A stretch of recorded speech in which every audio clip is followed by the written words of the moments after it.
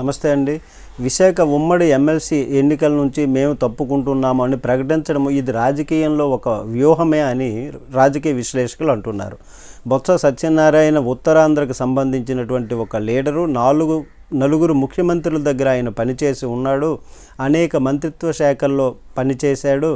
అందరితో కూడా శత్రుత్వం లేనటువంటి వ్యక్తి.